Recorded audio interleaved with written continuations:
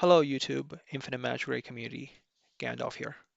We're in May and I've been hinting at a tier list for a really long time across my videos and finally got the time to start thinking about what's the best way to present it to everyone. I know there's a lot of new players in the audience and I hope this new format of tier list will help you in terms of figuring out what to prioritize in your hero collection and development journey. Today we're going to focus on the Mythic heroes and Limited Banner and Elemental City heroes. These tend to be the strongest hero in the game. Mythic heroes, Elemental City heroes, every single player can get them guaranteed. It's just a matter of grinding out the shards or grinding out the fragments.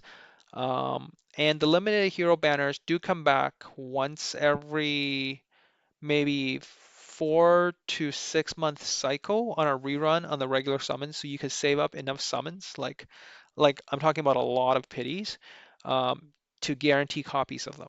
So, and moreover, we see Paulin here, Santa up here, and Little Jack being available in the Rainbow Shop for purchase as well. So as you do Endless Cloister, you can gradually save up your Rainbow Shards to get copies of them. I would say that we're at a point where um, free-to-play players can really enjoy the game because of the really solid selection of guarantee heroes. And really, if we look at a limited banner, I would say absolutely get is aim for something like a Lydia with exclusive 2. So that means get 3 copies of Lydia and um, and get maybe a copy or well, more like yeah, 3 copies of Santa as well. Ideally 4 for exclusive 3. But that's it. That's pretty much all the limited hero you ultimately need to finish all the PvE content to maybe stage 35 of everything. And no problem in clearing Elemental City, no problem in clearing um, and getting maybe to 25 to the 30 range on Endless Cloister. And you can really use a lot of the Elemental City heroes or Mythic heroes to fill out the gaps in your roster. And there's also strong legendary heroes that you can try to aim for as well through targeting them through miracle summons, right?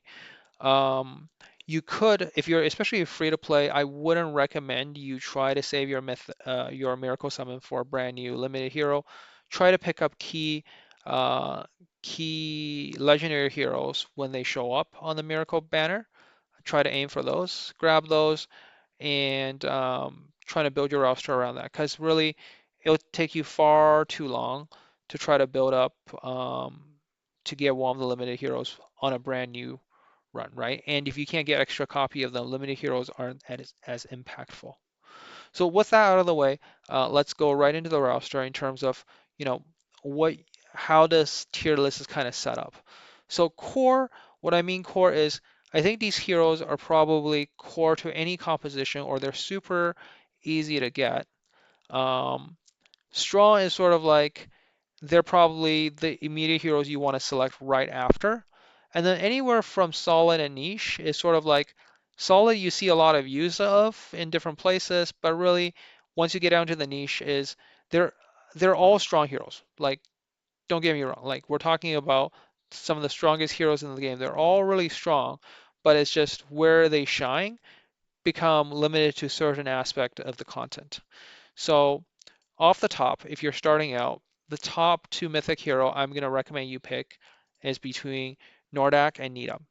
Nordak is absolutely a defensive beast. You have damage immunity, you have massive shields, you boost everyone's HP, you start out with a shield on everybody at higher exclusives. This is a hero that's going to help you with huge amount of survivability.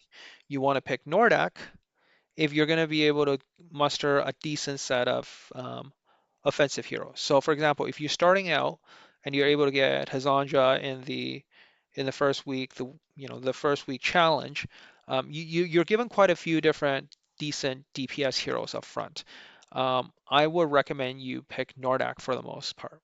Now, in your early summons, for some reason, you got really lucky with support heroes, and you're able to pick up a lot of good shielders, or you're able to kind of unlock that Catherine early, which I don't think many of you will be able to. Um, so for the most part, I'll always recommend getting Nordak as your first Mythic hero, because you are kind of guaranteed a few decent DPS to build up your team. So your early game team might look something like, Space, Nordak, Catherine, and then you bring out your Hazanja +1. And that will help you probably with a lot of content up to like stage 25 to the 30 range in the dungeons, no problem. The second pick I would say is Nita. Nita will become a very a very strong option in both PvP and PvE, being able to do massive AoE damage to clear waves, alternating between her two skills, allowing you to farm really quickly um, in dungeons. Now, on the limited banner, um, especially if you're a low spender, it's more important to heavily invest into one hero than trying to say, hey, I'm just going to get one copy of all the different limited heroes. Limited heroes are more expensive to invest in because you actually need extra copies of them to get their exclusive. And a lot of the time, they really start shining at exclusive 2 or exclusive 3. So for example, Lydia is a complete game changer at exclusive 2. It is what allows you to pretty much pair with Nordak and almost have no downtime in terms of having a damage immunity up, and just cycle his turns like crazy because you get a passive that allows you to reduce cooldowns of your abilities. Santa is another great pick because Santa is so impactful at all of his exclusives. He has such a well-rounded kit with slowdown, speed up, shields, healing, reducing effective resistance. Like, even though Santa was one of the earlier limited heroes, he's just so versatile in PvP and PvE that he's a very solid pick. And what's really great is they even put him into the rainbow chest. So as a free to play, you can get them through rainbow chests as you save up the rainbow shards by doing the endless cloister content. I'll say these are probably the 4 strongest. Well, with the exclusion of Nita, here, right? Like, I would say among the Mythic, Limited Banner, and Alamo City, like your core team is Nordak, Lydia, Santa, and Endgame pretty much for majority of content. I don't see that changing in the near future. Like, you usually start with these 3 as your core, and then you build onto it depending on, do you need a lot of direct damage or do you need a lot of dot damage, um, right? If it's boss content, you're looking for heroes that can do a lot of single target damage. So if you're free to play, right, you want to spend more time looking at, what's your choice of mythic heroes and what's your choice of elemental city heroes. On the elemental city side, I would say start out, you want to make sure you get your Hazanja first. So perhaps investing into Momolo is probably the best pick because Momolo is going to give you the deep burns, going to give you the extra buffs to HP burn, synergizes super well with your Hazanja. So imagine a team like Space, Nordak, Lydia, and then Hazanja and Amamalo, right? That will be kind of early game dream team, right? Um, Getting like Space can be replaced by Santa later on. That's kind of your early team lineup. But as you go through Elemental City, which is unlocked relatively early, you just need to farm shards. Like, I'm pretty sure you can get to maybe stage 30 or 40, um, and you can start collecting them, right? It just means you take many rotations to get to one of these heroes, but you're still working towards them. So maybe when you're 4 months into the game, you get a copy, right? Early game, maybe. Okay, so maybe I take what I said back a little bit. Early game, probably just Space, get your Nordak, um, Space, Nordak, Catherine, um, Hazanja plus one more support or DPS depending on what you need, right? Like maybe get a Nita, Hazanja. Like, that's pretty much very generic to help you clear anything stage 35 to the 50 range. And it's all about stats and you're building up and farming the gear, gradually making your way up. That's kind of like your early game. After you, I'm saying like the super early game is clearing the campaign within the first week. And the next is just clearing different dungeons and farming up your gear, right? And that form, getting a Nordak, Nita, Hazanja space set up with Catherine is like literally perfect in terms of your early game team. Um, moving on, right? Um, if you now, if you don't want to pick Momolo, the other really solid pick is pick uh, Darmu. Uh, and Darmu is pretty much the, sorry, it's not Darmu, it's Dharma. Dharma um, is a very solid direct damage dealing hero. In one of my videos I showed he is almost on par with the strongest direct damage dealer in the game, Jingle Bell, right? So very fast ramp up, just doing crazy amount of damage. You're able to defense break, you can attack down. Very strong for your PvE setup. So, if you prefer to do direct damage as opposed to dot damage, like if you prefer to farm those type of gear, so a lot more crit and crit damage based gear, uh, go for Dharma instead of Momolo, your elemental city pick, right? On the Mythic side, once you get your Nordak to like exclusive 3 and your Nita to exclusive 3, th that's why I started looking at some of the other heroes in the game. Now, you could deprioritize getting those higher exclusive for your first two Mythic heroes if you want to get your guild boss score up high, nice and early. But you don't really need Ben Austin anymore, right? Like really depends on what the rest of your roster look like. If you're trying to go for a Ben Austin joint attack for boss killing, this is a very good setup to help you farm like Guild Boss 4 and 5 and get to that really nice score and start, stocking up your gems on a daily basis. Ben Austin's a great pick. Um, And yes, you do need exclusive 3 on him, but like again, that's investment choices, right? But these get your Nordak sorted out first. If you're missing a solid DPS, you can use Nita. You can skip Nita completely if you're putting your eyes into Hazanja and you don't need, you don't feel like you need a solid DPS at this point. You could go Nordak directly into Ben Austin as your next mythic hero. Um, After that, again, the limited hero banner on this side, it's totally depending on what you're looking for. And here's kind of where substitutes come in, right? If you're building a hero around damage over time, which is mastery based, you might want to go for, Little Jack. If you're more PvP focused, Wukong is probably the next best pick, and he needs exclusive 3. He's a heavy investment. Like you need to spend quite a bit to get an exclusive Wukong, which will be super helpful in a lot of PvP settings. But again, even that, I don't feel like it's a point where it's absolutely required. He's going to help you with some of the direct damage teams that are HP bruisers, synergize well with Nordak, but again, not absolutely pick. Big Jack is going to boost your damage. Like these are really strong heroes, but I wouldn't say they're absolutely required. You do see them in the top teams, however, for a lot of the content, or you see it on on content creators when we're like clearing the hardest content. You see these used in the top end teams, but they're not required.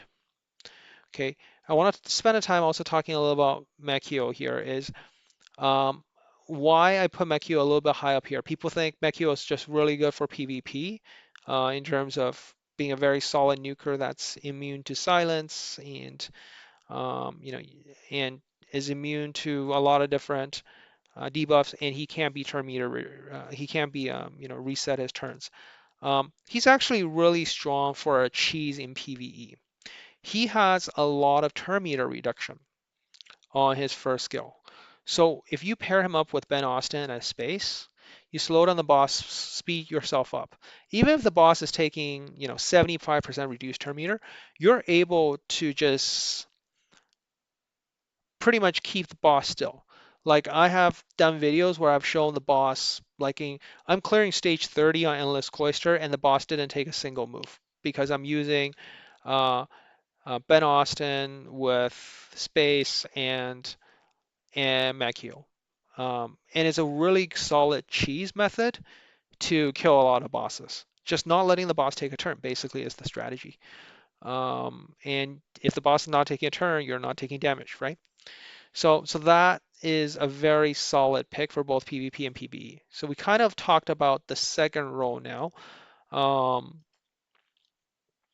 I'm not going to spend too much time on the limited heroes, like because I feel like unless you're a super heavy spender, you like the limited heroes are a little bit off limits for you.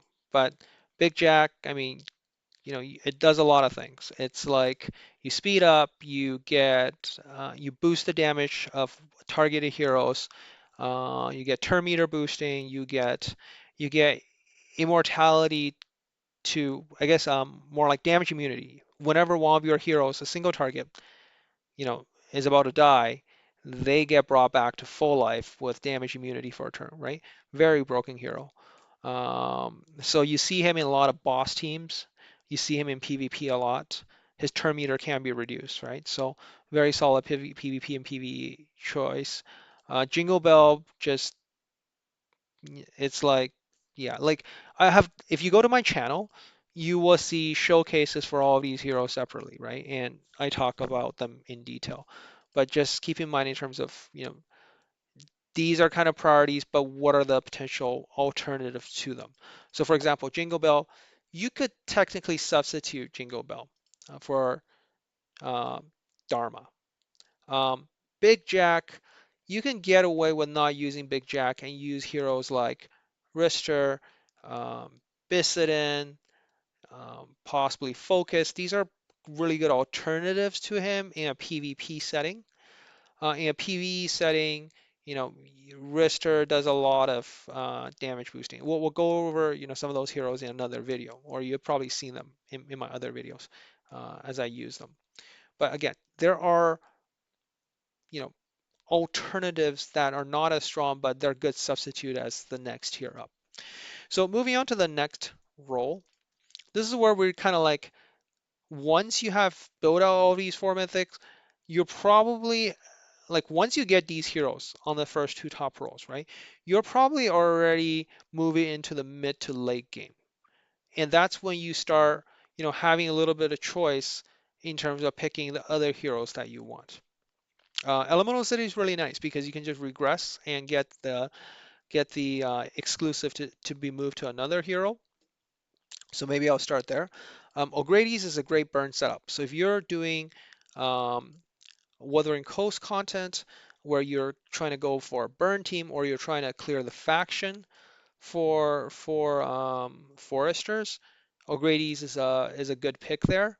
At exclusive 3, she does a whopping amount of burn damage, boosts your damage for the entire burn team, protect them, give them extra shields. Very solid pick. Um, Donald is super strong in PvP, especially once you get to exclusive 5, which is a lot of investment, right? For the most players that are starting out, you probably wouldn't want to go for Donald E5 anytime soon. Valentina is probably the weakest out of all the Elemental City heroes. Uh, she is good on the Forgotten faction. That's the only place I would see her being used. Or if you're doing bleed specific content and it takes, again, very high exclusive for her to work. And even that, I wouldn't say, she's the strongest bleeder out there. There are quite a few different bleed heroes in the game. I'll talk about in a separate video where we go over, very viable, strong, solid legendary heroes that's worth investing in. Uh, we'll talk about some of those in another video. Um, so that's the Elemental City heroes. Um, in the limited banner side, which, spending money, I would say Beatrix and Easter, both Esther, both of them are they amplify damage of your entire team for Beatrix. Um, in PvE setting, mostly she's using PvP to be honest. And then you have, because she can boost effective hit, piercing, um, direct and dot, I think direct and yeah, direct damage and dot damage. So a lot of damage boosting for the team. She can cleanse, control debuffs. She doesn't have healing. She doesn't have shields. That kind of makes her a little bit not as great as someone like Santa, but she has the damage boosting capabilities of, say, equivalent to Lydia and Big Jack. So she's still lower on the list. She's definitely lower on the list because the buffs are strong, but the it's more about like debuffing, right? You can do the effective rest down. So she's kind of taking a little bit of the other three heroes up here, taking out the shielding and the healing capabilities. So I would say that, she's good on a boss killing team, but she wouldn't be good for helping to sustain your team, unlike Big Jack or Santa, right? Esther, um, boost piercing. It's a great sub paired up with any of your direct damage dealers. So it goes really well with Jingle Bell, goes really well with Dharma, goes really well with your Machio, right? Um, Esther is a great booster for direct damage dealing heroes. And you can do quite neat tricks in PvE because of the revive mechanic every 3 turns. The whole yeah the revive mechanic is very very helpful for some bosses. Poland is pretty much a PvP focused hero. PvE, there's very few places where he will outshine others. You'll pretty much just use him in faction for PvE and maybe on specific Elemental City, Elemental City stages.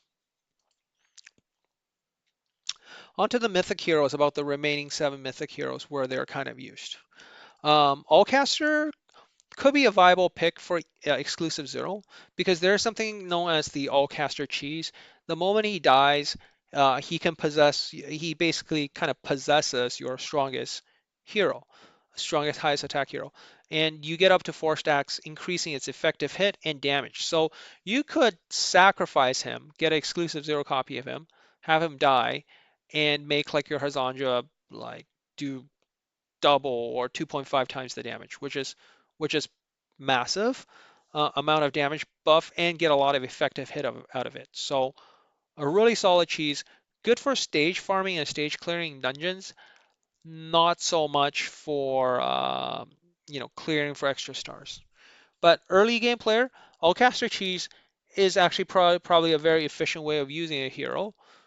You could in fact pick Allcaster first and use the Allcaster Cheese with your Hazanja early game and not worry about and hopefully use one of the shielders you pull and then go for Nardak afterwards. That's a possible way of playing it, right? It's an approach. That's a viable approach. But other than that, he kind of falls off once you start having a proper roster and team and lineup. Uh, Nereid is really great for boosting a team where you're doing mixed dot damage or having a lot of debuff on the enemy. Um, a solid all-rounder pick in PvE, falls off a little bit in PvP, but still, if you're in the mid game, she's a solid pick all around, right? Just a very solid pick.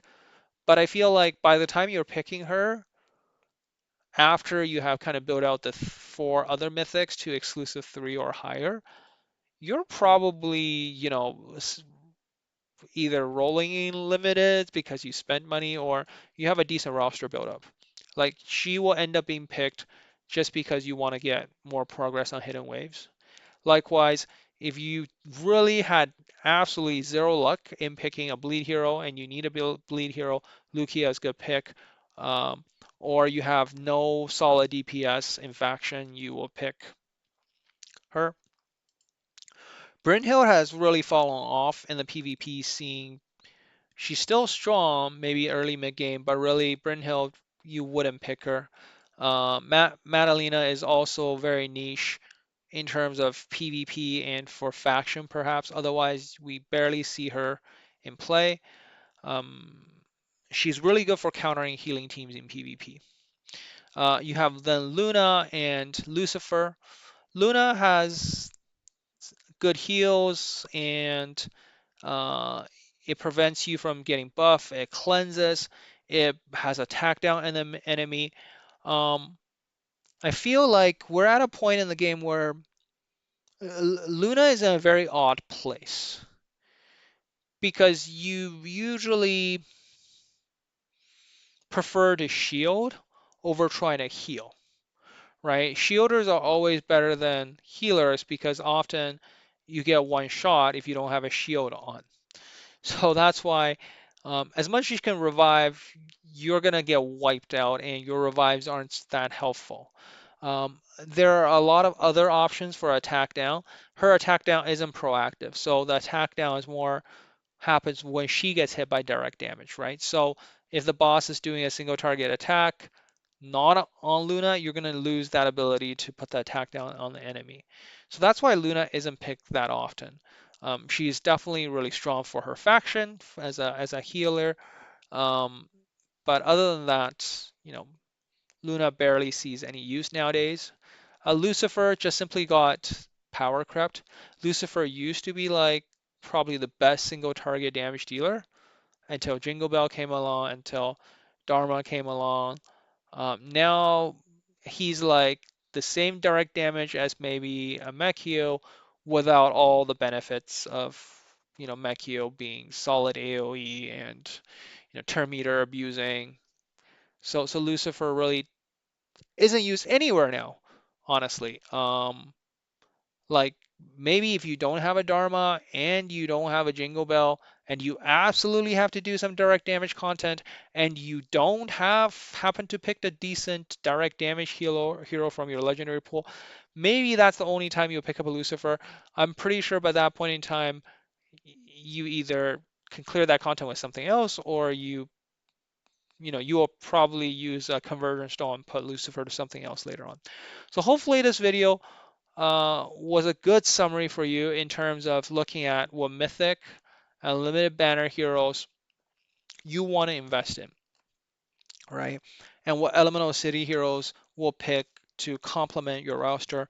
In a future video, hopefully within a week or so, what I'm going to try to do is give you guys the I wouldn't go over every single legendary hero.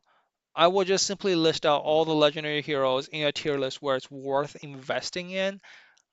The ones that are not worth investing in, I will kind of just simply, leave it out.